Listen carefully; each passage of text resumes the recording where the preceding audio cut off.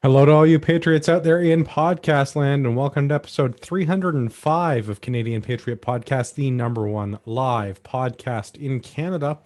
We're recording on July 12th, 2021. As always, my name is Andrew. I'll be your host. Joining me tonight, we have Brian, Ian, Pierre, and Gavin. And we'd love to hear your feedback about the show. So please visit CanadianPatriotPodcast.com/feedback or email us at feedback@CanadianPatriotPodcast.com. Feel free to send us all of your fun 308 anecdotes for our upcoming episode where we can get all autistic about 308. Unless you guys don't send in feedback, then we'll just have to bitch about the government as usual. Well, these are the best caliber, but anyway. We need your help to support Canadian Patriot Podcast. Visit patreon.com/CPP and become a Patreon. You can get a better quality version of the show for just $1 per episode. Show you're not a communist, buy a CPP t-shirt for just $19.99 plus shipping and theft. Visit CanadianPatriotPodcast.com homepage and follow the link on the right. That brings us to my favorite segment. It's called What Are We Drinking? It's where I ask for plausible deniability. We'll go around and we'll go anti-clockwise. We'll start with Brian. Brian, what are you drinking? Tonight I decided to go with a more real beer, so I'm drinking, I believe it's called Stiegel. Nice. Excellent choice. Thank you. Quality beer from Salzburger, Germany? I believe so. It's definitely German. It's definitely German. It probably says on the can. I'm like 95% sure it's Salzburger. Well, Yes, you're Ian, right. what are you drinking? Sorry, was that me? If you'd like. Oh, sure. Okay. Club soda and lime today. Unfortunately, a designated driver later on tonight. So, Daddy Uber duties. you know it. There you go, buddy. You can't choose your father, but you can choose your Uber daddy. 5 stars.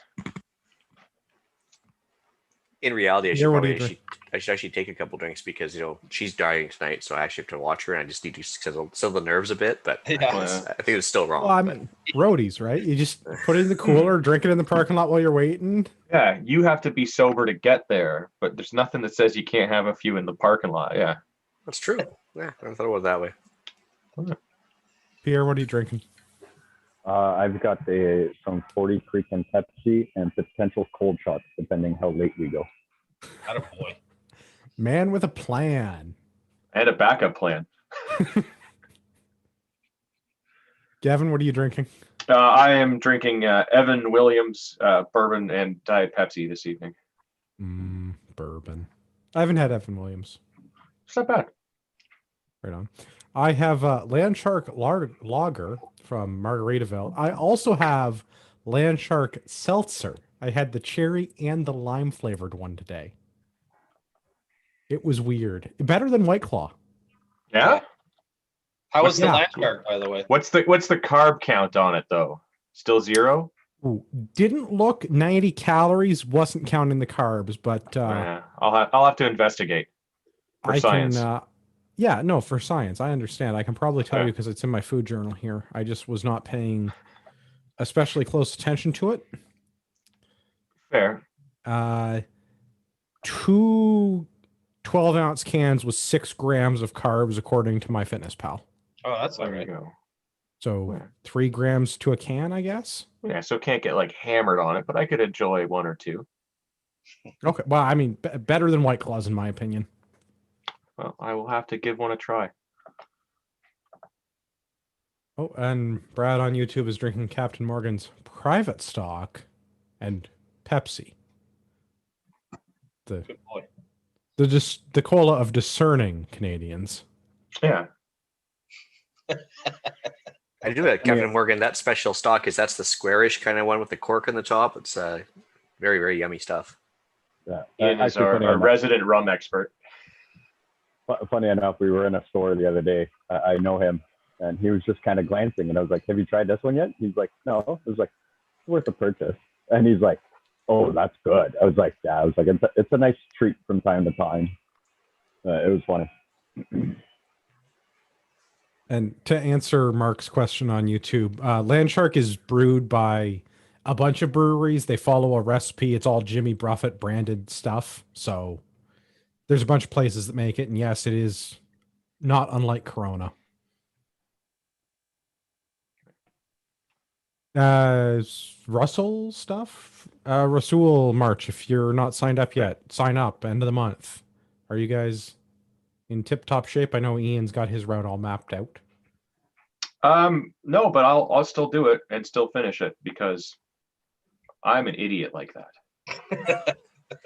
No, you're our idiot. Yeah, it's special. And I've committed to do it, so I'll do it. Your tax credit. Yeah, I just did my third day in a row of 10K with a big mountainous march that it is, and then I'll probably take tomorrow do a half distance, and then keep going probably 10K every day till it's all done. Wow, good for you. Nice. I got my weights all sorted out. No more cheap barbell plates. Got a Sandbags? 10-kilo sandbag metered out the other day. It was kind of a giant pain in the ass, actually, but whatever. It's done now. Yeah, once it's done, it's done. Yeah, I've been using water that I'm not drinking, plus my drinking water. See here, what else did I have? I had some loppers to actually clear out the bush trail that I've been walking through, and a couple of things, ammo, and then I'll switch out the hedge trimmer for the shotgun later on. Nice. Just in case. Should a Well, target of opportunity present itself. Did see a black bear the other day, but it's not season, unfortunately, anymore. Yeah, just yell, "It's coming right for us," and then you can blast it. Yeah, That's how that works. Self-defense. I do believe Ned told us that on South Park, didn't he? Yeah. Also, the Section 74 challenge stuff is ongoing. If you want to get involved in that, they're still trying to raise money, which I think is great. We don't have listener feedback this week because I guess no one has anything nice to say to us or not nice to say to us. Yeah, I kind of like the not nice stuff personally. No, I mean, I don't want to kink shame you, but all right. On to the news. All right. In Ontario, math is now racist. Yeah, super racist. I briefly saw this morning. I didn't really look into it much. Can you please explain to me? No, Why- I can't. Why numbers? I have read it several times and I am completely lost as to how and why. So It was supposed to be the language, though, that we'd be able to speak to another species with, right? Like if there was another intelligent species out there, we should be able to communicate through math. So if we were talking to them, they would think we were racist right off the top. Yeah, I seem to recall I watched like a CNN interview about this, how math was racist, and the white lady on the TV was trying to explain how numbers are racist, and I didn't get it. I was just like that. Like, at no point does 1 + 1 not equal 2 based on the color of your skin or your religion or your sexual preference or orientation or presentation or any of the things. That is a constant, that this thing plus another of the same thing equals 2 of the things. That's, well, what if there's an infinite number of things? Because you can identify as a lot of things these days. But I think part of this. So I have the Toronto Sun article.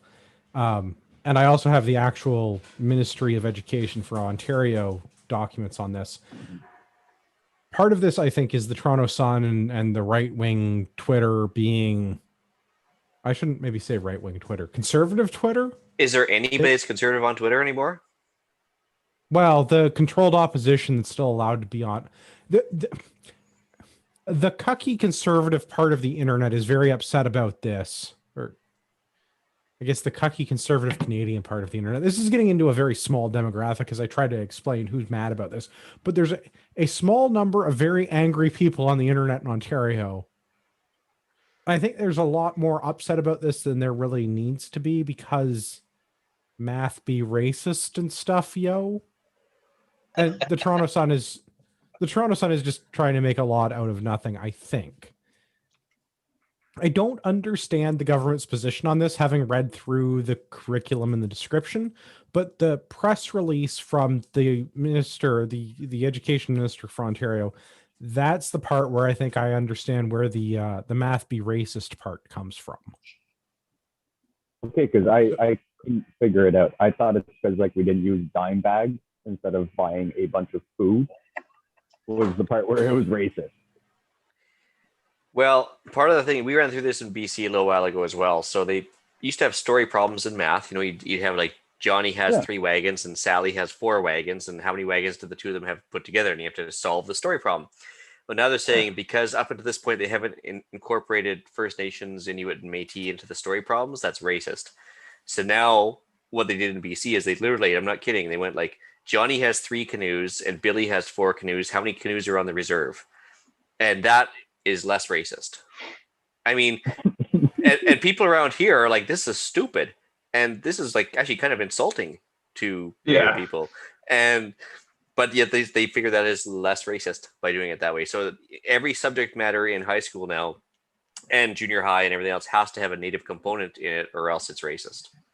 Yeah, can't they just have like person 1 has X items? I know. Like Yeah. person like Why do they even have to identify people as a race or whatever? Why can't they just say this person has an axe and there are 20 trees to clear, you know, and like because you can't Careful, virtue trees signal, are about to be racist, and you can't virtue signal that way, Brian. I mean, you got to make sure you show how non-racist you are by showing racist so you can components. just be like they have 20 rainbow colored bare ass giant cock monkeys and they give 5 of them away.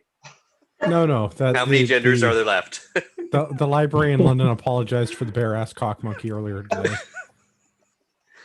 If you're not following along at home, you need to catch up on your internet. Apparently, that's a thing in England. I'm so glad that we're mostly separated from that country. Maybe it's not such a bad idea that we got away from them. Yeah.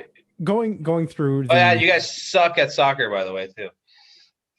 Bit of an upset there, wasn't it? I think they call it football. Really? Yeah. I know I didn't care. Going through a little bit with this, the subjective part of the mathematics is the part that I am particularly worried about. Not so much the cultural, responsive, and relevant pedagogy, which I take offense to, but that's only because I'm trying to play the liberal game.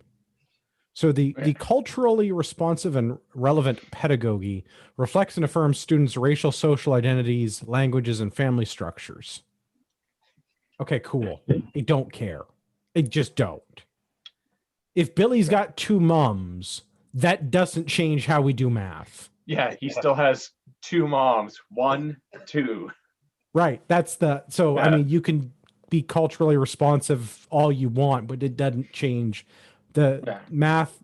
Math is not subjective. Math is objective. Math is a measurable science, and it's specific. Yeah, based on the ethnicity of the kid doing the problem solving, he doesn't have the same physical number of people, but like a different mathematical number of people. It stays the same. Those things are, it's science. Well, and part of this is they want to decolonialize math and get rid of the European-centric ideas of math, which I don't. Math is universally relevant. I don't understand what that has to do with colonization or European centricness. Like Europe didn't invent the system of numbers that we use in mathematics, but again, math is a universally relevant thing. Like, well, the numbers are Arabic, but it doesn't change how the math works. Counting was pretty much universal, but the numbers we use, are the ones that they use there. Well, I mean, except for certain cultures that have they just stop and called it many instead of giving it a number, and other cultures that don't have a number for 0 because they just don't. Those are problems, but so they could just learn those numbers then, because I get paid many dollars is not good enough for me. Yeah, because especially when you negotiate, when you go to negotiate your salary, it's like, don't worry, we'll pay you many dollars.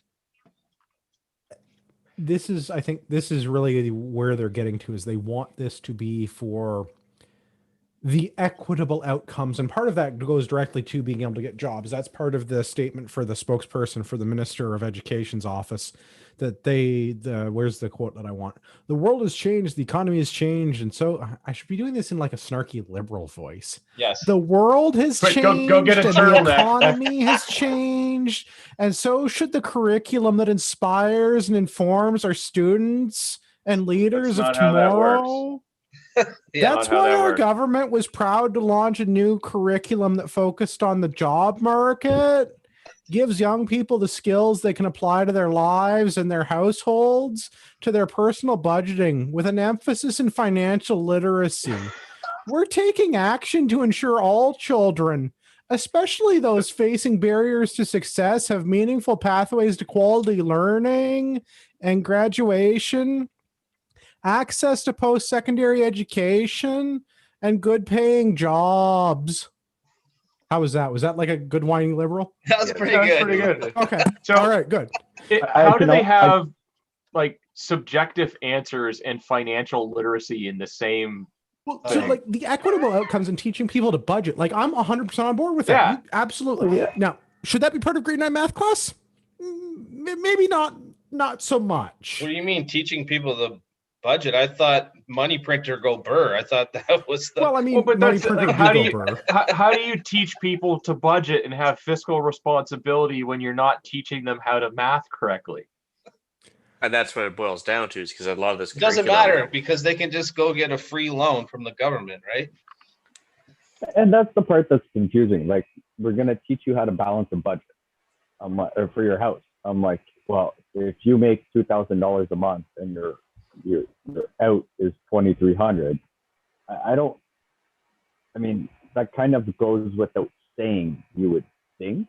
No, see, But it's okay that- because you That might you be make the racism and the math, right? you make many dollars. Rent is many dollars less 10, so it's okay. Okay. But see, I get it now. so one of the barriers to success they had out here You as used well. the number there, Gavin. That's racist. That's right. I use two numbers there. Many is Many. a number, And 10. and 10. I'm explaining it in terms that the people can understand, using their culturally relevant terms. Well, so this is what we ran into out here as well. So when they talk about barriers to success, so a lot of kids were having trouble passing math because cross multiplication was too hard for some kids. So in order to make it simpler, they actually referred to cross multiplication as Neanderthal math. And I was like, you mean the math that we've been doing for thousands of years, and you know, it's been very successful and works. So now they came up with these math boxes where you basically, you know, do sums across horizontally, then vertically, and kind of add them all together. And it's actually harder to do, but supposedly more kids are able to do it. But the best part is, as long as you show your work, they mark it correct, even if the actual answer is wrong, because you tried. And that's what's important, which I don't understand how it's setting up for success in university. When you get to university, they're going to be like, if it's wrong, it's wrong. You get an F. Yeah. Well, I wonder if that's going to carry on with university. I'm more worried about the workforce because, like, take for the job of, for example, Bridge were you engineer. well, I was going to say pilot. Do you want the person that Yeah. can calculate air speeds and know how to land the plane, or do you want somebody that can try? Well, I tried. That's what's I'm important. gonna try right? and not hit this mountain. I mean, look Yeah. at how And that's the thing, difficult it's it like- was when they switched over from measurements and didn't put the right amount of fuel on a plane. Before you know it, you're Oh. gliding into Gimli and, you know, getting Yeah. people to move out of your way in time. So I'm just Well, curious. Can I go back to school to do all this easy shit and end up being like academically way fucking smarter than what my grades were? Because like, I don't know, No, man. mine Have was- Come out you of there more have dumb. you tried doing new math? Like, So Marty I sent us a math problem the other day that one of his relatives is working on, that is in, I forget, the 6th grade or the 8th grade or something, like the end of elementary school, and they were doing this new box math thing, yeah, and it took me half an makes no hour to sense. do like Yeah. simple multiplication. yeah, but Because by I the just- sounds of it, as long as I tried, I'd pass. You know how much easier school would have been for me? I'm Yeah. not book smart.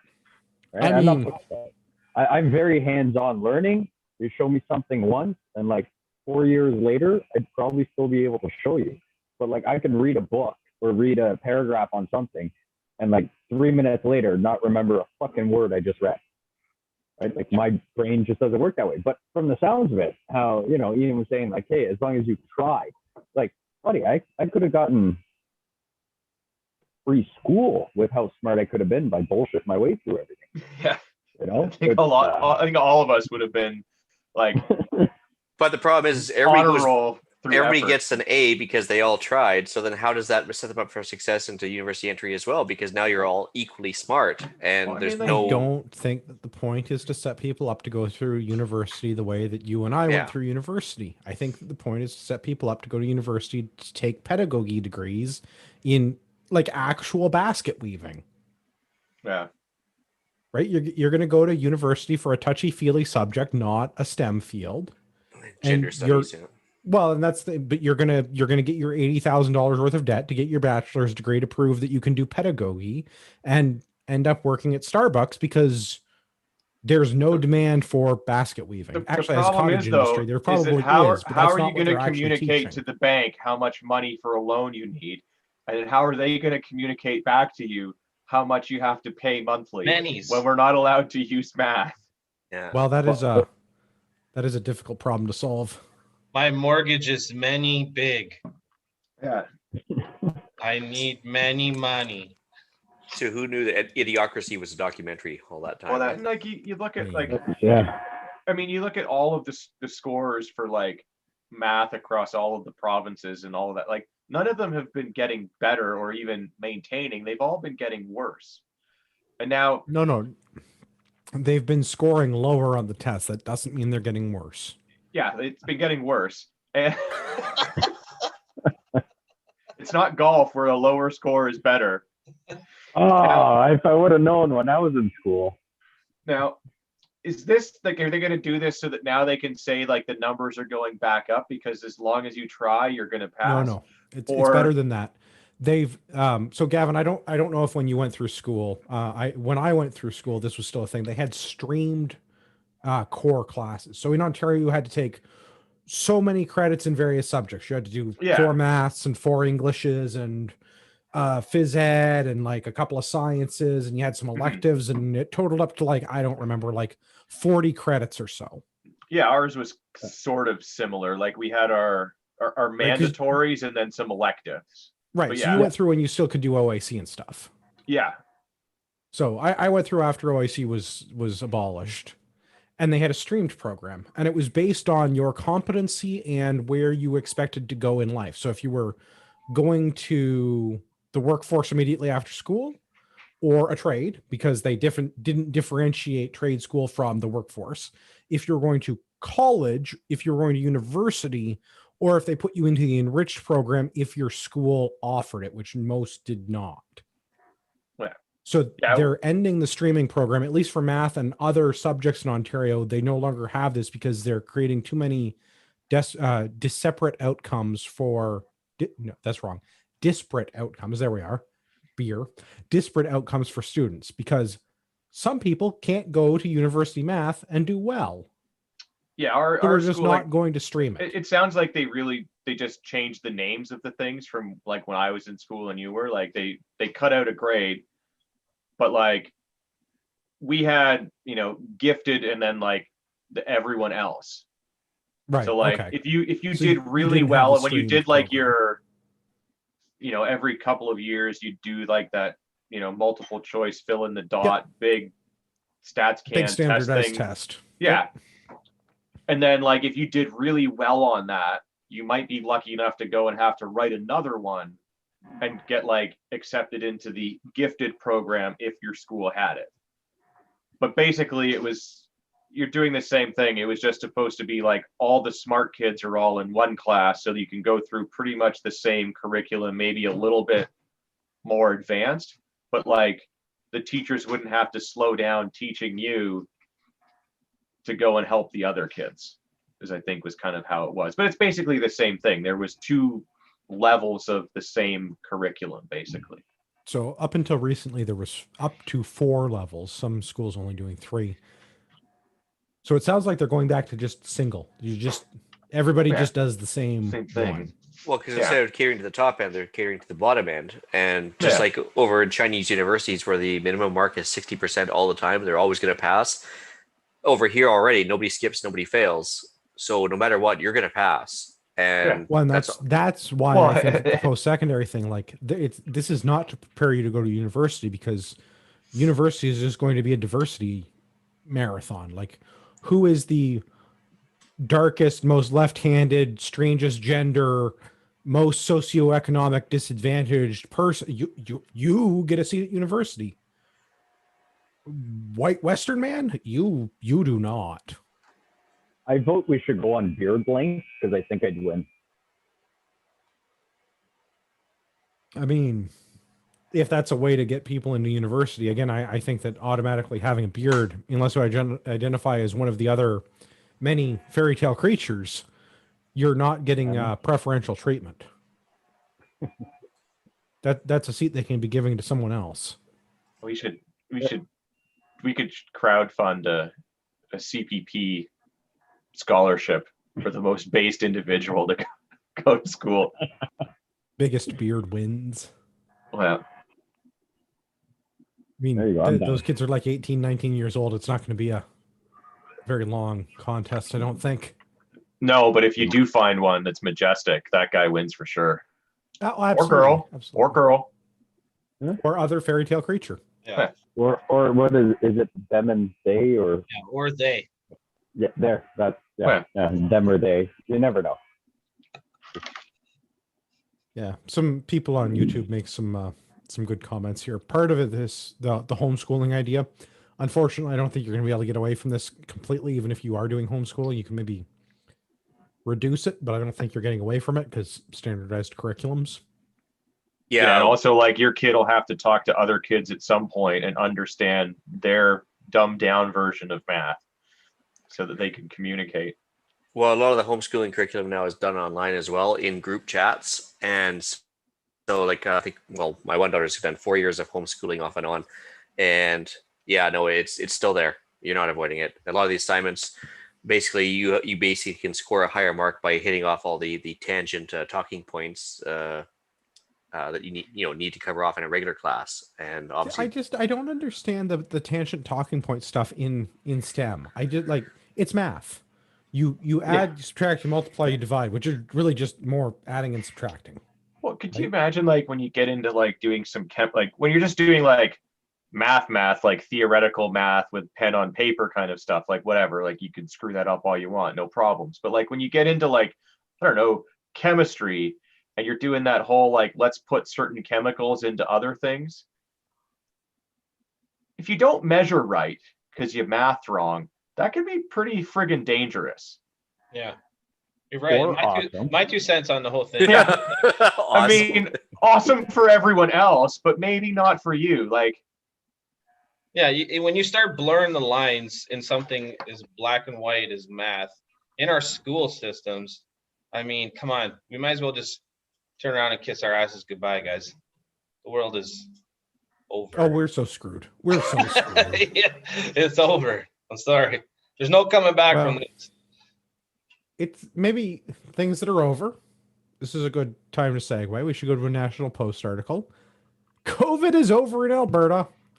The stampede is mostly on. Yeah. so That's a very good Jason Kenney impression. with How's your Trudeau pancake having flipping? gone to the stampede, does that mean that he agrees that the COVID is over? Well, he didn't it's even wear a over. mask. It's over In in Alberta. Alberta. It's over in Oh. Alberta. In the freest place in Canada. I don't know about that. I Nope. really don't. Where would the freest place in Canada be? Maybe the Yukon? No, we beat Not- them by a week and a half or 2 weeks, I think. So Yeah, the commies in BC got rid of their face diapers before the people of Alberta did. Commies. Well, out here in Ontario in full commie land, I don't know if we'll ever get out of it. No, I don't think we will, but No. whatever. Stampede is going on, sort of, mostly, more than last year. Yeah. And Jason Kenney is taking heat for, well, being Jason Kenney, so hardly a shock there. But except for one photo op picture of the premier's breakfast where Kenny is doing the pancake thing, there's nobody wearing fucking masks in Alberta, man. Calgary Good. just is like 100% like COVID is over. It's not happening. Right. Good. Anyone that was there that is saying that this is still a thing is a big old hypocrite, which is, I mean, implied because they're politicians, but like,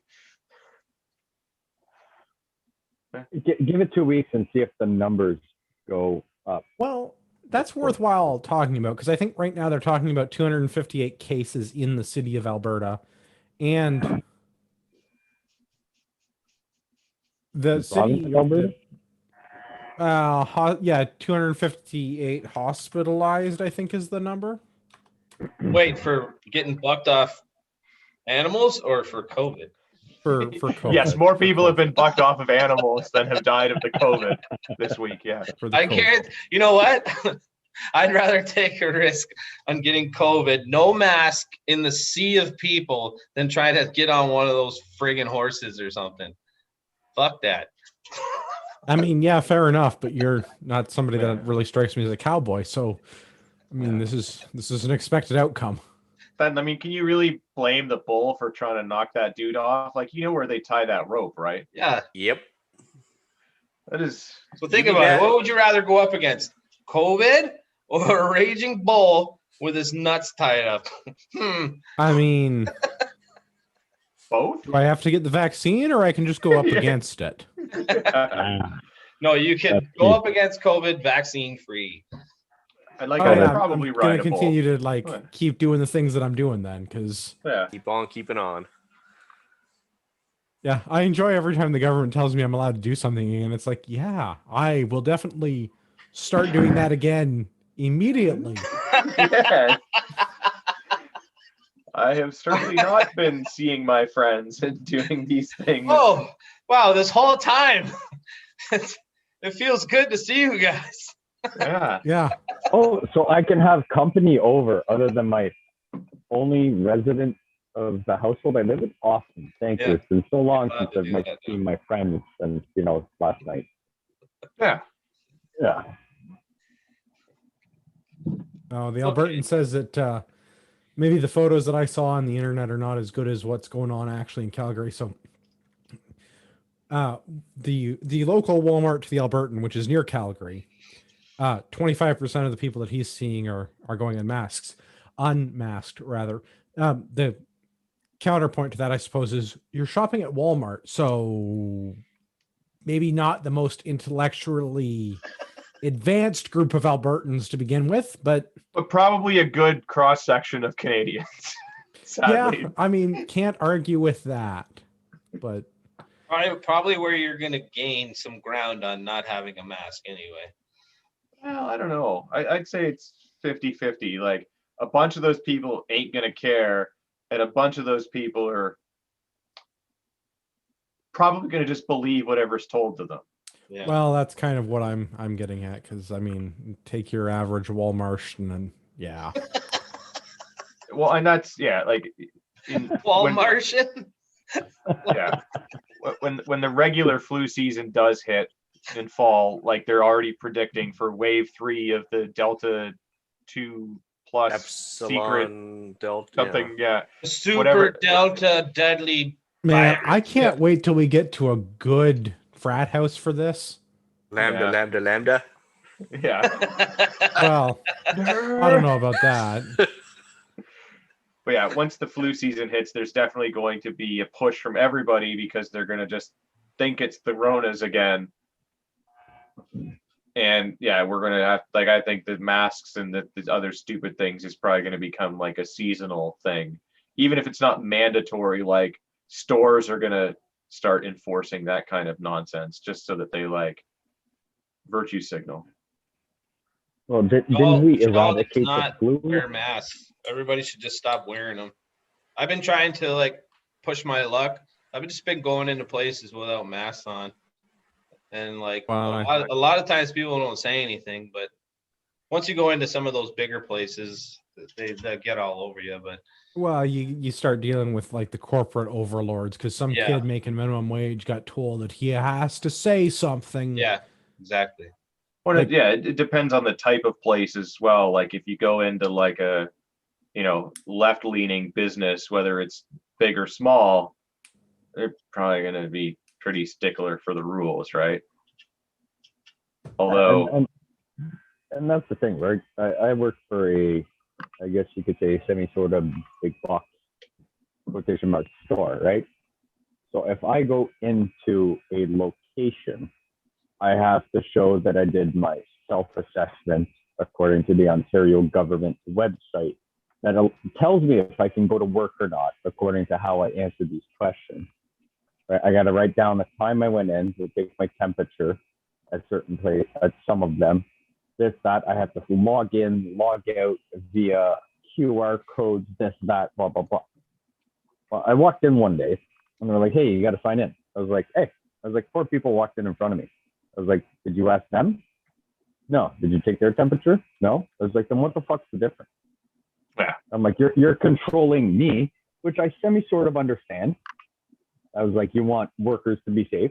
But I was like, for all you know, those 4 people are waiting for the bullshit COVID test to come back positive or negative.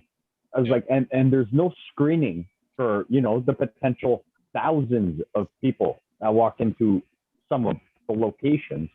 I'm like, but me being an employee, I have to take the self-assessment test every morning and email it to my manager before I can start work. Just being like, hey, look, I don't have a fever. I haven't been outside Canada. All those thousands and thousands of questions that they ask.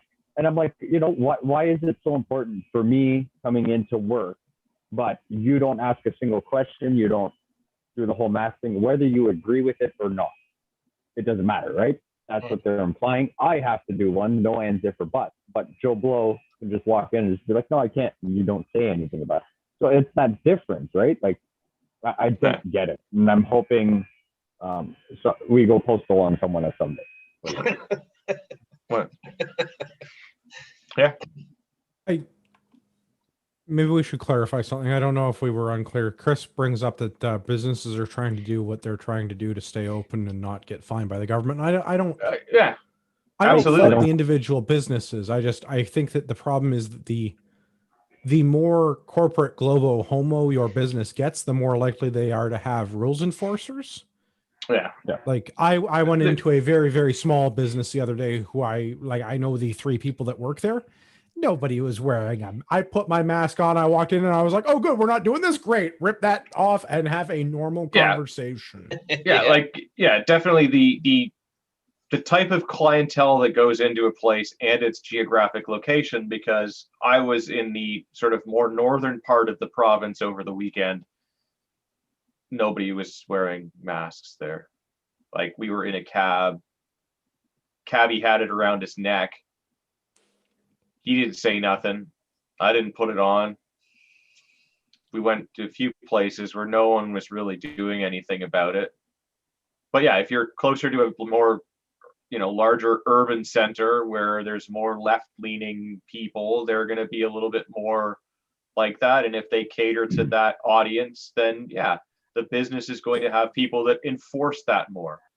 Aside from my couple of visits to see you there, Gavin, in Mississauga, and our joint adventures that we've been on, I've been to the GTA once since we started the whole COVID work from home, don't go to the office thing. What was that, like 16 months ago? Well, I think it's great. I have no problems with that. I had to go to Pearson to catch a flight to go to Alberta, and outside of the GTA, I don't see hardly any of this nonsense. Yeah. That's pretty much been my experience. The further out from that area you get, the less people are being sticklers for this. They reluctantly do it when they have to do it. And yeah, like if you're a business, you got to do what you got to do to stay open, because it's so difficult to stay open in this day and age at the moment. So yeah, if you're like, whatever, I've got to do this thing, and like, some of them would let people kind of go, but if the bylaw has been by or complained about it or whatever, then they've got to like reluctantly enforce the rules. And I certainly don't blame them. I blame the dumb politicians for putting the rule in place. Yeah, I could 100%. Like, Could I inject some racist math in here for a second? I would I say suppose. population density is inversely proportional to critical thinking skills. I'm inclined to Yeah. agree with that. The closer I you don't get to the think you're wrong hellhole about of that. Toronto, the dumber people are Yeah. on the average. There's Yep. always the outliers like Gavin, like the outside of the bell curve. There's got to be a couple here and there. Yeah. Yeah. Well, they happen. I guess the other thing in the topic of government officials being stupid, continuing the trend in Alberta, the Grace Life Church, you remember the church in Alberta? Yeah. The government put up Yeah. not one but two fences around to keep people from going to church Yeah, and then they rioted and tore them down, and then immediately replaced them. Yeah. and apologized. They were very Canadian about it. Yeah. Their pastor also spent a month in jail and had to pay a $1,500 fine, which, I mean, respect for going to jail to like delay paying a $1,500 fine. Yeah. That's like cost benefit analysis. You saved that money in groceries by being in jail. Yeah, you still had to pay rent and all your other stuff, but like you're a pastor, you work 4 days a month anyway. I'm kidding. Christians, calm down. But again, Yeah. principled And that's the stance, right? Like now he's got Yeah. some he's got some creds behind his belief structure, right? So Absolutely. Yeah. But because and- COVID is over in Alberta, the fences are coming down. Actually, at this point, as we're recording, the fences are down. Right. And well, all with the way depending things are on going, the they might church. want to keep them up. And all depending on the church, the pastor, priest, or whatever other terminology or whatever, they actually get like room and board at a house attached or right next to the church. That Yes, kind of depending like, on, and I don't right? know. In this case, this is a pastor, and I don't know what. Yeah. Well, and denomination for the last month, he's been getting room and board somewhere else. Yeah. I grew up. So I don't know what the one of those specific good circumstances of that are, and yes, maybe he gets some sort of a stipend from and lives there or commutes to there. In some case, they pay for them. Yeah, sure, but going to jail for a month to delay paying a $1,500 fine, because I thought the fine was going to be a lot more than that. They fined him $1,500 for this. Like, not that that's nothing, but like that's not a lot of money. No, especially not for a church. And, No. and he ended up But- he ended up going back to jail due to not complying with or what's the word I'm looking for? No, you're right. Yeah, He failed to comply with the public health measure. That's what it was. Yeah, it was a breach of. Hold on, let me pull this back up because I could have swore it was something that he was. well, conditions of release type of thing. That's what it was. He broke his parole. I think he broke some of the. Yeah, no, I mean, I appreciate that he has a principled stand on it, and he went and did the thing, and that's awesome. A breach of parole or a breach of release terms or something like that is why he ended up back in jail, if I remember the article correctly. Oh. But yeah, that makes it even funny. I find it very interesting that Alberta has just decided that COVID is done. All the fences are coming down. The minister or the it's not the Minister of Health. What is it? The Doctor of Medical Health or something? Well, I forget what their title is. Medical talking Medical. head. Yeah, but whatever physician it is that they appoint to be in charge of the province's healthcare system for whatever reason. I believe it's the Minister of Medical Truth is the person that's in charge of that. The Ministry of Truth? Well, medical truth, because it's I see. specifically related to medicine. Hence, they have the Delta Plus variant, because it's double Yeah. plus bad. Yes. Only if you carry over the one according to the new math. Racist. Yeah.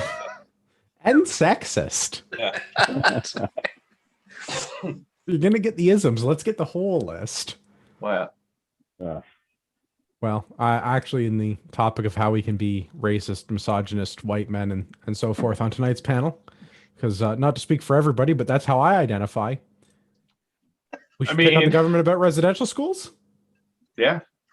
Excellent. So everybody remembers Hold on, let me make another drink. Perfect. Everybody remembers a couple of weeks ago, there was a big move. They wanted to cancel Canada Day because of all of the dead natives at residential schools. Yep. And now, as the Well, I had to go to Post Millennial and True North News, which, I mean, at this point are just as honest as the CBC. Probably more honest. I mean, let's be honest ourselves. They're probably more honest than those because they're Again, they ain't getting any of the money. I was gonna say inversely proportional to the money they receive from the government is the truth. Yeah. So everybody remembers we had a bunch of residential schools that suddenly found all of these dead bodies using ground penetrating radar. Yeah. And it was the fault of the residential school system. And our fearless leader, a few days ago, last Thursday, Photo op. Yeah. he shaved for the first time since this happened. Like since we've been doing the COVID thing. So whatever, 16 months, 18 months. I don't know how long we've been doing this since We're March only of at about a last week year. and a half. No, we're only at about 14 a week and days a to half. flatten the 2 weeks. curve, bro. Yeah, but it Yeah. probably feels a lot longer for him because like Sophie hasn't been able to go hang out with Idris because of all of this. Think of it was like a globalist playoff beard. You know, he kind of had it growing as long as this whole globalist takeover was happening, and then So I really want to appreciate for a moment how mad the internet is over Trudeau doing his fake and gay photo op with a teddy bear in front of one of the flags marking a grave at a graveyard. Marking a grave at a graveyard, and he's there doing a photo op. It's not that I hate people, but if I had to pick one, he's really up there on the list. Because like this is just it's so blatant. Transparency. That's the only thing of transparency he's shown. Wait a minute. A white man offered a cheap trinket made with slave labor in order to make up for the things done by bad men with. No, never mind. Okay. Yes. But they probably had smallpox on it too. He went to a graveyard in Saskatchewan to do this photo op where he's like kneeling down and looking all pensive at a flag marker, like what what they mark utility flags with when you're getting work done around your property and the landscapers don't want to like rip up the gas line, like one of those little like 3x3 plastic flags. Surveyor flag. Yeah. So he's got his cheap $5 made in China teddy bear, which is in of itself a colonial racist symbol, if we want to be really particular about that, because the whole Theodore Roosevelt thing. But this guy did a whole campaign thing on, and I have a video and I have not ripped the audio. Maybe I can. Well, let's be honest, I'm not putting it in the finished show. But no, we don't want to ruin the episode with his voice. Yeah. But do you remember he criticized Harper of doing staged photo ops for political gain? Oh, like that one where like Harper went and posed with the pandas and everyone was like, fuck this guy. It's so obvious. And then Trudeau goes and does the exact same thing and everyone's like, oh, look how cute they are. But the difference being is that Harper's father wasn't directly involved with enabling the current, continuation of the residential school system at the time, unlike Trudeau's father, who allowed it to continue. No, it was entirely the Catholic Church's fault. Entirely. Well, then I guess it doesn't matter that the Canadian government invited them and told them to run it, and that every prime minister that's been around since the beginning of time had a hand in it. But whatever, So the reparations should be brought from the Catholic Church and maybe the Queen versus the average Joe, right? Yeah. Yeah. Okay. Just making sure. We should discuss reparations, but I'm still hung up about a lot of other preamble before we get to the end of the story. Because, for starters, just the whole disgusting display of photo oppiness of the prime minister. I believe the word you're looking for. He did the BLM thing took a knee. I think what he's actually doing here, quite literally in this instance, is grave dancing. He is literally dancing on the graves. Well, he's kind of like that meme guy that does the peace sign over the grave right now. He's basically doing that. So, did you see that photo where he's posing with all those native guys, and then one of them is doing the bunny ears? Yeah. I like that guy. Yeah. I mean, at least Trudeau had his shirt on for that guy. And we're putting out an open invitation. You can come on the show anytime. Absolutely. Yeah, no, absolutely. Absolutely. So a lot more information has come out of this now that Canada Day is well past, and we're a year from having to do another nationalistic display. Yeah, We don't want to fucking do. We don't the want to do that. colonials doing their Well, displays. colonialism is bad. We don't want to do colonialism, but Yeah. also we're not a colony anymore. We're a real country. Well, as Yeah, real as yeah. any other. come on, Andrew. Don't even. On paper, we're a real country. We're just as real as any other country Yeah. Yeah, on on paper. paper. A real turd. Well, I didn't say we're a great country. Yeah. So now that we're past Canada Day, obviously the story has died down. And I was curious a couple of weeks ago, because why was this suddenly in the news, and why were we not digging up any bodies? Why were we doing all this with ground penetrating radar? Because I'm not a Scientologist, but I've taken some classes. We probably didn't want to disturb the bodies in their place of rest. Well, I have a feeling it's probably more related to it's a government-funded thing that they can charge out the fucking ass for ground penetrating radar before they put a shovel on the ground. interestingly, the first place that this came up in BC was paid for by the local band. Oh, okay. Well, not Clown Country, Ontario part, because there's lots of government funding for that. No, I'm sure there is a lot of government funding, but I find this very suspicious that this is being done entirely with ground penetrating radar, which is not exactly the world's most reliable piece of technology to tell you what is buried in the ground. It tells you usually with some degree of accuracy that something is in the ground that is different than the things that are in the ground adjacent to that spot. So you can see variations in the soil, but it's very hard to see what is causing those variations. So there's a particular band in BC, and I'm going to totally mess this up. The Tecumloops band. There's a TK apostrophe. Did I get that close, Ian? It's out your way. Yeah, it's actually how Kamloops got its name, to Kamloops. Okay, good. I was very close with that. My native Canadian is not so good. They didn't cover that in school. So they had their 215 unmarked graves.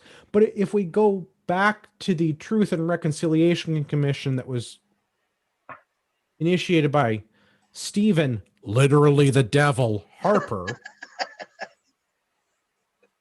we know that these graves are there. This isn't news. So I'm very curious why this is suddenly coming out as a big deal in the news leading up to Canada Day the last couple of weeks, and why it's starting to taper off now, although they continue to find more alleged bodies. Again, ground penetrating radar, different places. Not to say that there aren't bodies, but also a number of these locations, Saskatchewan in particular, are in graveyards. Yeah. A place that I would typically expect that you would find dead bodies, because that's what we do with them. We dig a hole, we put the body in it, it's graveyard. I find that very suspect. That Well, tinfoil hat for a second, Andrew. Sure. I mean, I heard, I don't have the source, but I did hear that they somewhat knew that these could be there. And there's articles from 2008 that I think I even put on the Discord group that show that they were there. What I think, and I really I don't want to disrespect the dead children, obviously, but what it feels like to me is that maybe somebody in the government wanted this to happen because there's an election that's going to be coming up soon, and they want virtual signal on a bunch of stuff and dance on the graves and take photo ops like the one that I think earlier. I think you're absolutely right, because like they haven't made good on any of the other promises, like clean drinking water, and all of that. And that's 51 reserves in this country that don't have clean drinking water. Yeah, and there's not a whole lot they can do for any of that. But yes, I agree that there is an election pending. Exactly when that's going to be, we don't know. But everyone seems to be. You drum up all this, right? All this fire, and then all of a sudden you see in the news the words reparations coming out.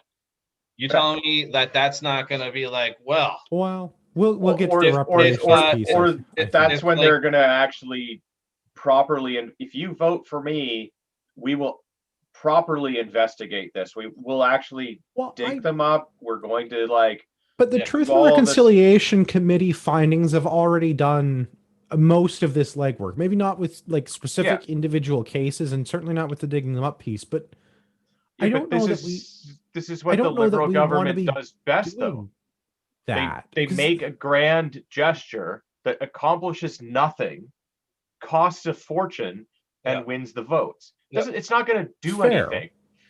Well, Like, and I wonder if that's it's I wonder not if going that's to not the bring any reason of why these this is a people big back. deal. It's not going to do anything positive, because it's like we know that they're there.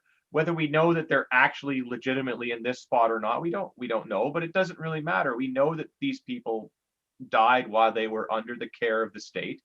Well, okay, so let's pause on that, because while some of these people may have been children in residential schools that died while under the care of the state and the Catholic Church, I don't think that is valid or true in many of the cases of the individuals in question. Because I don't know what the count is up that we're now. I think on Canada Day they were talking about 1,500 or 1,600 cases, individual bodies. But the government and the Catholic Church were not paying to repatriate residential school people who died at school back to their home community, right? Mhm. They're not paying for headstones. So it is very common in many Native Canadian, like modernized Native Canadian, say the last 150 odd years, 180 odd years, to use wood headstone or wood grave markers rather than headstones, like made of stone. Yeah, I mean, they're So expensive. Yeah. wood deteriorates over time and is destroyed by fire. And again, a lot of these alleged bodies that were found in graveyards that were not strictly for residential schools. Lower Kootenay in British Columbia, as an example of that. Well, it is near a residential school, and there are likely people who died at the residential school buried there. There's a The whole bunch of numbers other are- people from the same period of time who were not buried. natives who died there because it's a Catholic cemetery, and there's a bunch of fucking Catholics buried there. Yeah, so the numbers are likely exaggerated. Well, I mean, we know that these I think that to a schools were certain degree bad. the number, and Yeah, I don't discount that at all. I think No, the but residential school system had a lot of problems, and Yeah. I think it's horrendous that it went on for as long as it did, right? Because we abolished that in the middle '90s, like 20 years ago. Yeah. So it's not wrong that, hey, we found X number of potential bodies buried, but in one of these articles that we have in the show notes, I don't remember exactly which one, but like there's a family that's not indigenous, native, whatever you want to call it.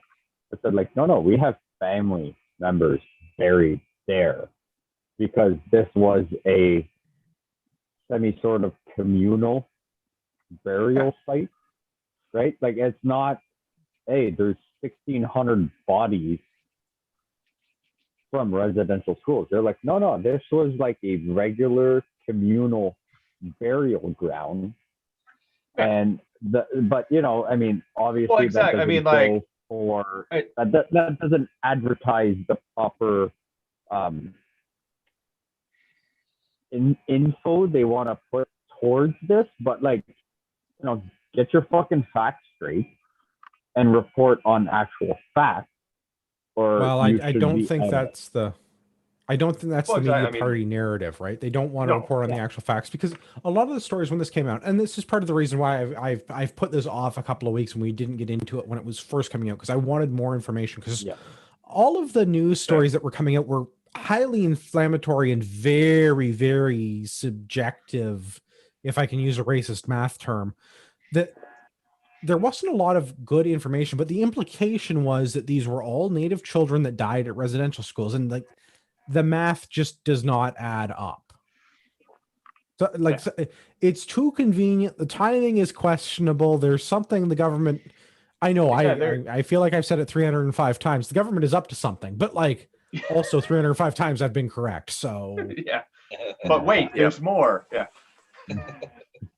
No, yeah, there's definitely something going on here, and I think it's building to an election promise of we're going to do, despite the fact that Trudeau is fighting the survivors of these schools in court right now and spending our tax dollars to do so.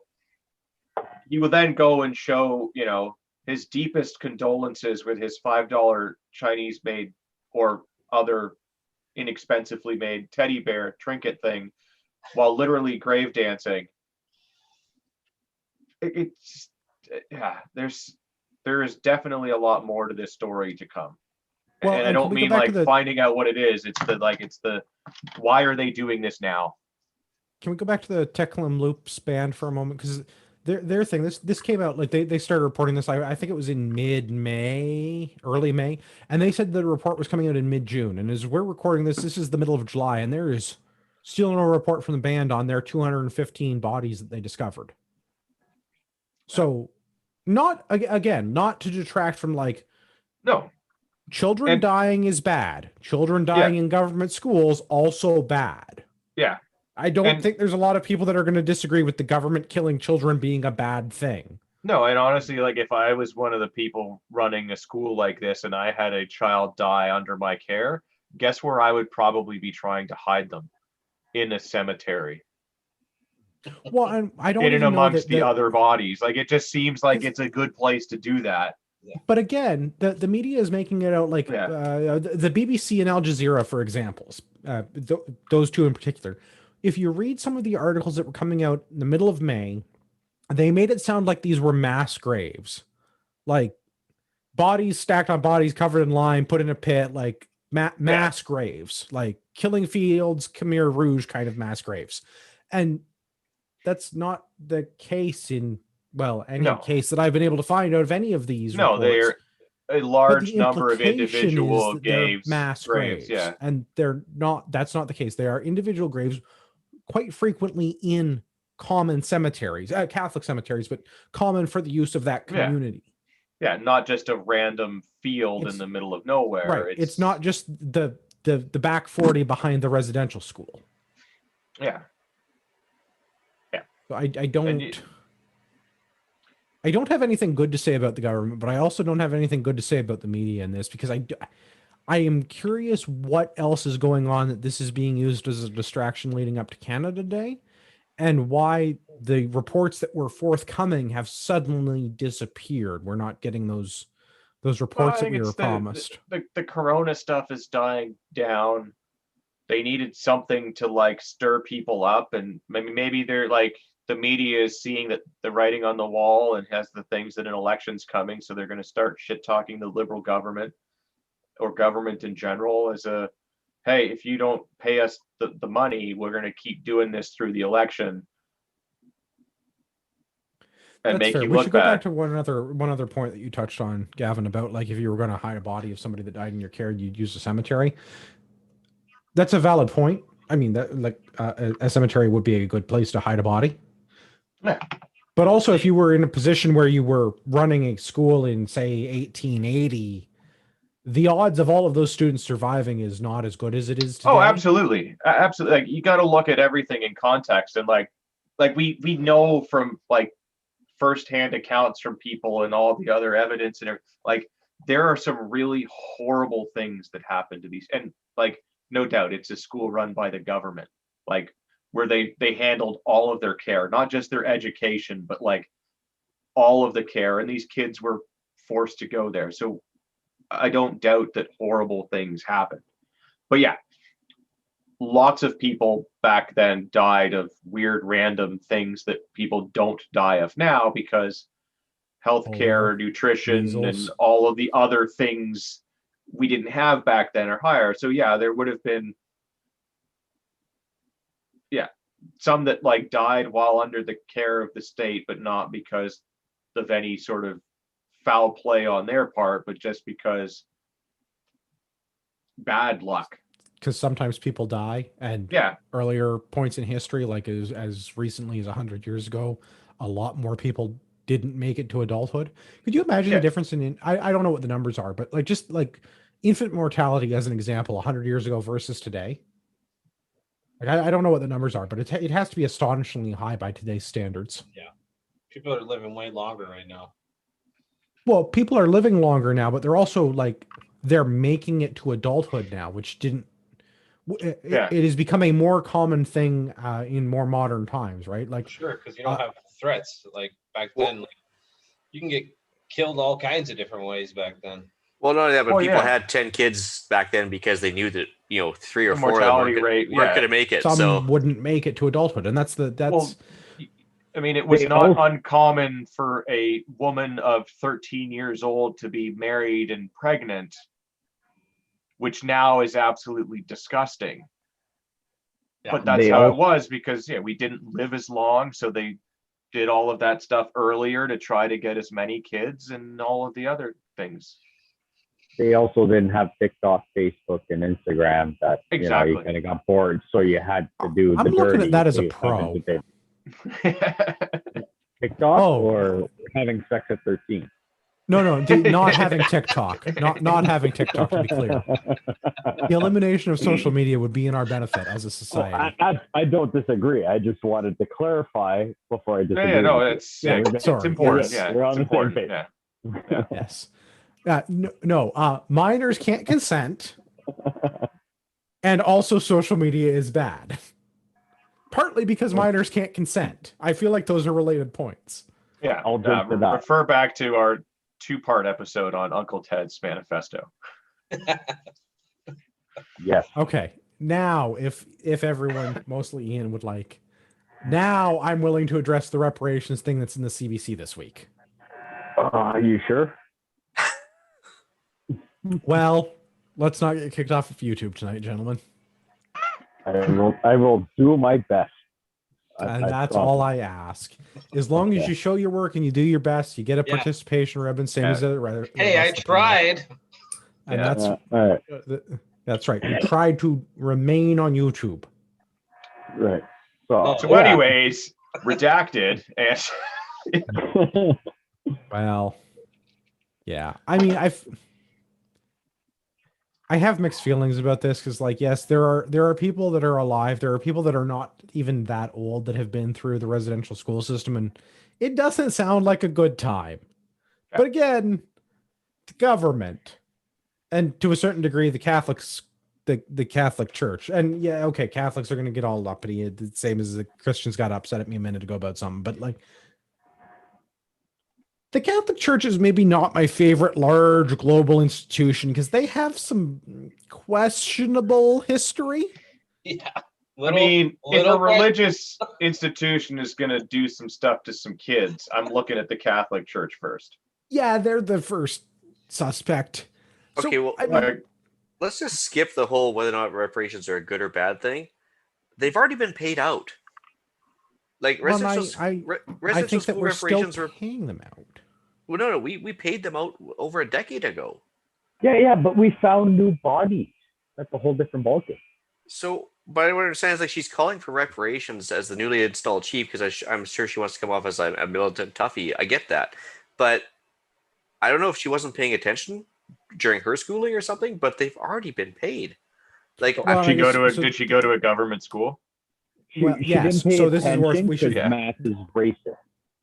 Specifically, CBC article, new national chief calls for reparations for indigenous people. This is Roseanne Archibald, who apparently went to I think a residential school, maybe an Indian day school. Can you call it an Indian day school? I think that's the correct name for it. Indigenous Canadian Day. it was School? under No, the I- Indian Act, so I think it's an Indian day school is the technically accurate name, Yeah. although it is maybe not the most politically palatable name in today's society.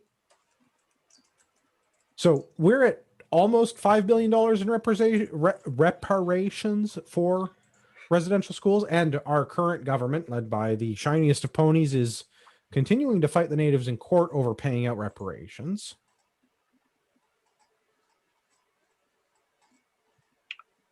What more reparations do we need to have paid? So I'll go on a little tangent here. I don't have issues with someone that suffered from attending one of these schools and is still around. You were fucked over by the Canadian government, and you are entitled to whatever, however you want to call it. Well, in this case, reparations or whatever, right? So I don't disagree with that whatsoever. You were screwed over. Now we realize that is wrong. 100%. Okay, sorry. unfortunately, one of the only things we can do nowadays is give you money, right? If your best friend died, we can't bring them back to life. Whatever it takes, in their mind, it takes $100,000 to make them happy about what happened. Okay, fine. I don't necessarily agree with it, but I won't argue with it. I don't agree with it, but I won't argue with it. But I'm not going to disagree with it, right? And now the big thing, right? Like, so in one of the articles we have, right? Like, so how many churches have been burned and vandalized? Oh, I don't know vandalized, but I'm going to say burned down is 16.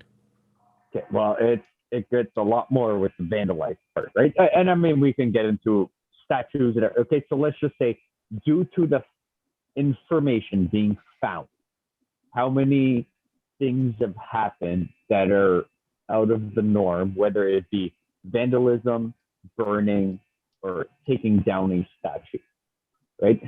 So, right, I don't disagree that some people should be upset, right? Your great-great-grandfather was in one of those and everything, and, you know, your grandparents never met him.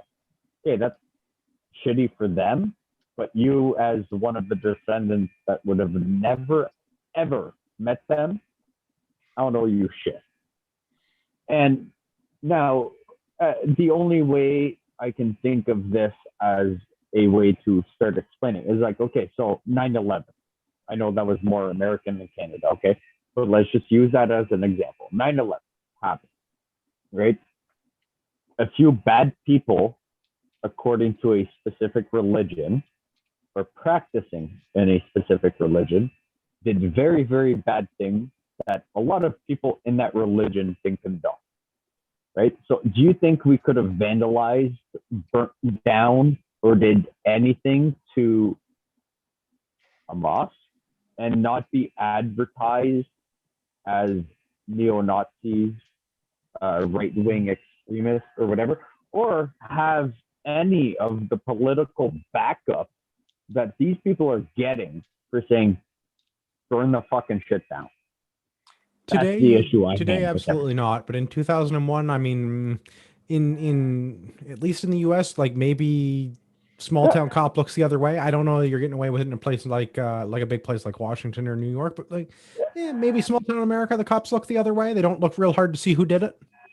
Yeah. But I don't think you get away with that today. I agree. Yeah, if you were forced to go to one of these schools and bad things happen to you, you should absolutely get something for your hardship, right? Like, and yeah, it's hard to give you that time back. In fact, it's impossible.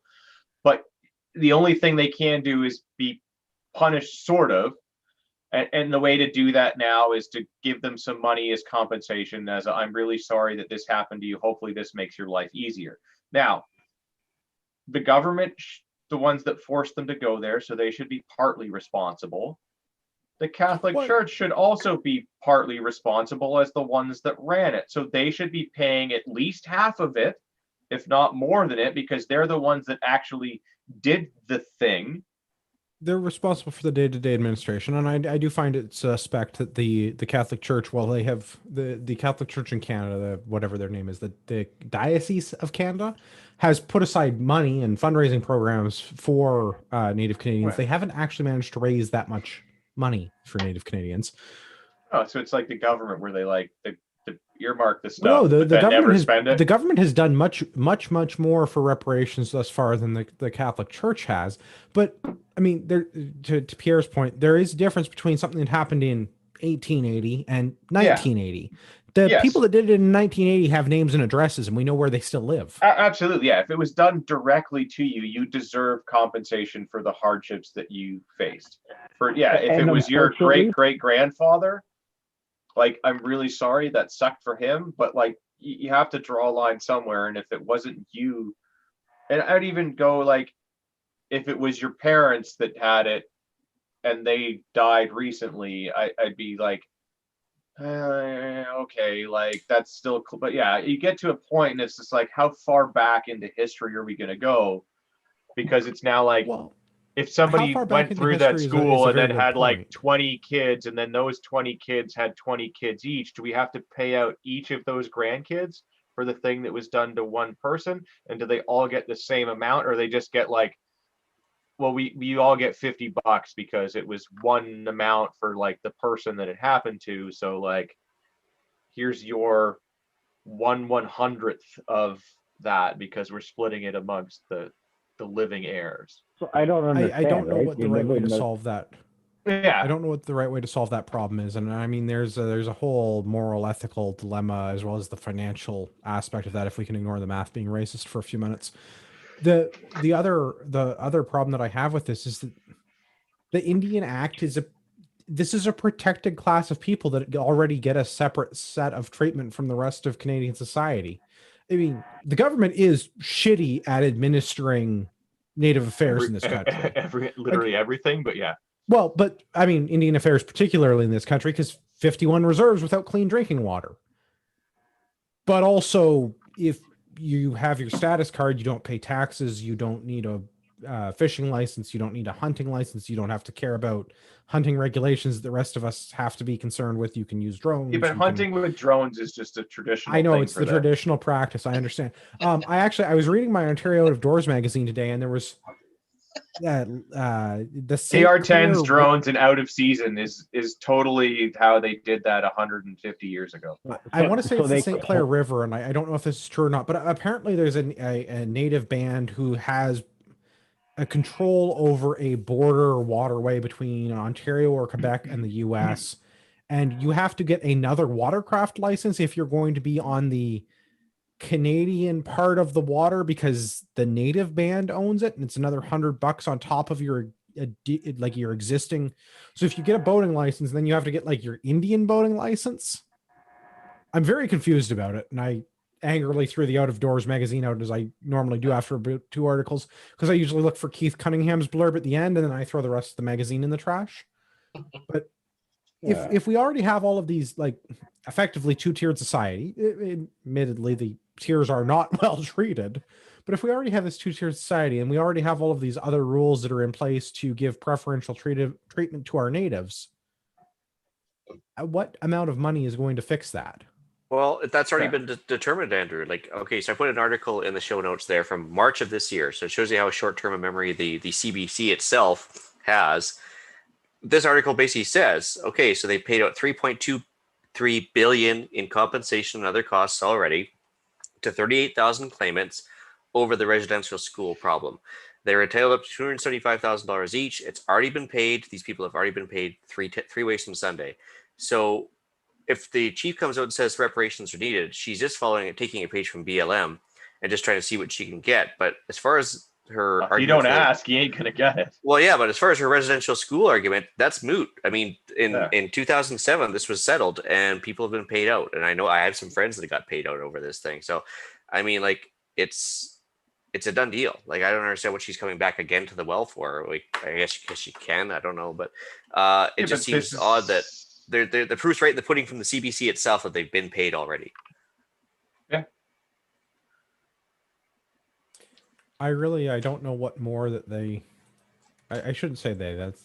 I don't know what more that this Archibald person thinks that they're entitled to or wants. Because we already have this two-tiered society. They've already been paid out, as Ian points out 6 ways from Sunday on this. Like, we're $5 billion into this reparations program for residential school survivors. But again, the people running this program at the end of this program's life are people with names and addresses that we can go after. And why are they not being individually targeted for their contributions? Like, it's not in the show this week, and I plan to put it in next week's show notes. Is they want to the rabid leftists on Twitter want to cancel Sir John A. Macdonald because he was a racist colonizer. Okay. So was everybody in the fucking time. Well, but that's the I don't. So we're going to cancel John A. Macdonald because he was a racist colonizer, but he's also like a very important Canadian figure in history. So we're just not going to teach, I guess, that part of Canadian history. I mean, he also did try to get the Indians to vote. So, like, How dare But he? that's what I mean. We're not going to cover that anymore. But we're also not going to address like Trudeau the second being well. How many years was his dad the prime minister, and how many of those years was the residential school system operating under? I The believe answer is 8 out all of of them, 8. and I think it was. Yeah. What was he Yeah. the prime minister for like 16 years? Yeah. We used for a little bit, and then he was out, wasn't he? And then he was back in. Yeah, he had non-consecutive terms, yes, but I Yeah. think it totaled up to like 12 or 16 years. But yeah, But so a while. the liberal government in the 60s and 70s was cool with running this program, and the liberal government of today is okay. Well, They're that going and to do like, reparations. and not even that. Like, Senior there tried to abolish the Indian Act, so he tried to remove the special status for all of these people. Yeah. Well, this is the one thing I agree with Pierre Elliott Trudeau on. But Well, I'm for not the saying wrong I'm reasons. for it or against it. I mean, I would have to read about it more because it was all stuff before my time. But like, now you've got like Junior passing the buck on everything, trying to make like his family line look clean, and it's like, well, here you are, you haven't done shit on making good on any of your promises that you did for clean drinking water, this and that, and everything else. So I want to know how fucked up everybody is that when the first guy shit the bed, the first 2 years he was in term, figured it was a good idea to vote for the fucking second one. Probably the parents of the people that voted for Trudeau the first and second term, and will probably vote again for him on the third term when it comes up soon. That and he legalized the devil's lettuce. Yes. Well, I mean, regulated, not legalized. No. The government said it was legalized. It is legalized. As Oh, long really? as you buy it, from the government, it is legal. So you keep, Yeah. so you're telling me it's legal, so we can like grow as much as we want and sell it anywhere we Yeah. want. No, Oh yeah. No. So to a certain extent, right? You're So it's allowed regulated. four. Yeah. It's regulated, right? I'm You're allowed being 4 plants pedantic per about household. the whole Yeah. marijuana thing. You on know how purpose, it- because you know the how whole it- thing is pedantic. You know how it would be legal if Blair tweets about it. There you go. I mean that is basically. God, I wish we lived in a real country some days. We should all send him a bottle of scotch, and they should all show up on the same day, so he gets drunk enough and like leave a note hinting that he should tweet something about Implying weed. he doesn't have an endless supply of Yeah. alcohol to begin with. And a bottle would Yeah. do it. Yeah, a bottle each. I mean, we're talking lots of bottles here, right? And then implement something saying that we can grow as much as we want. And if he tweets it, we all screenshot it and do whatever the fuck we want. Like we should already be able to do. But Wow. Well, not for much longer. yeah. I know Andrew can grow Anyway. a bushel at least. So Before we make this the marijuana power hour, so Is it 420 already? it is looking a little bit like the red eye. This is July book club coming up. What we got three more weeks? I guess 3 weeks from today. 2 more weeks. Yeah. Becoming our Barbarian, our favorite gay Nazi is back. We're gonna do another Jack Donovan book. It's been a year. Get your gay Nazi book on, I guess. Yeah. Also, we're on Discord. If you want to come and hang out, a bunch of people on the chat. It's I would say it's relatively active. People are on it all the time, and it goes faster than I can keep up with most days. But I'm maybe a bad benchmark. That's for what that. she said. Okay, I'll allow it. Let's go around the room here. Gavin, where can everybody find you? The best place to find me is on the gram, Urbex GTA. Right on. Brian, where can everybody find the show? You can find the show at www.canadianpatriotpodcast.com /feedback, or email us at canadianpatriotpodcast.com and let us know what you think. You can. Ian, where can everyone find you?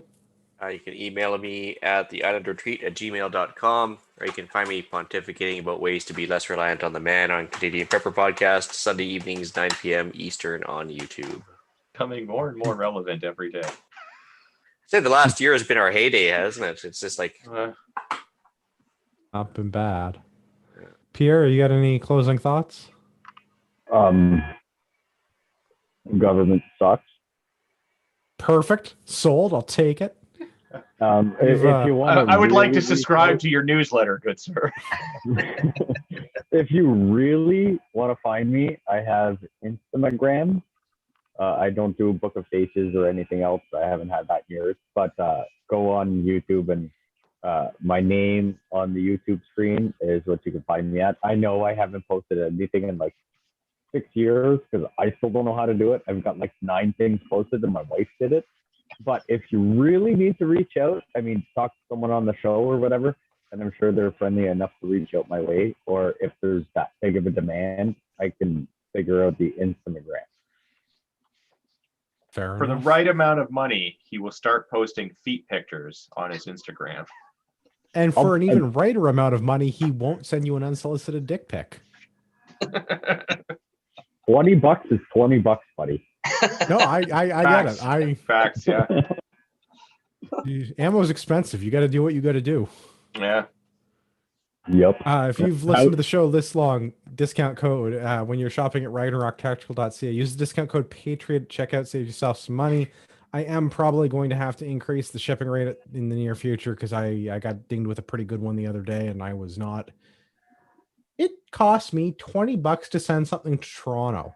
I could have driven it there for $20. Then why didn't you drive it and just put a bullshit thing? I seriously considered it. If I was not busy with my day job, I was like, well, I could just go freaking drop this off and stop at Gavin's. I could have met you halfway. Yeah, it was, I don't know. We'll see if that's a weird outlier or not. If I get another one of those, shipping rates are definitely going up. Yeah, we'll talk. Yeah.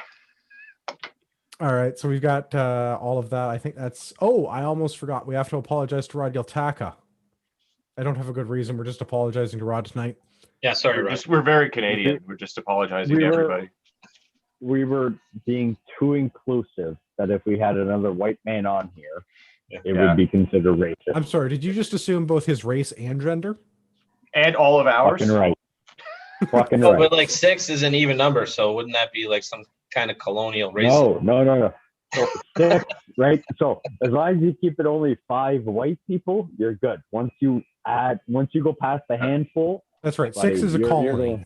Yeah. Exactly. And then we're colonizers, yeah. For all you patriots out there in podcast land, I'd like to remind you that you're the true North. Strong and free.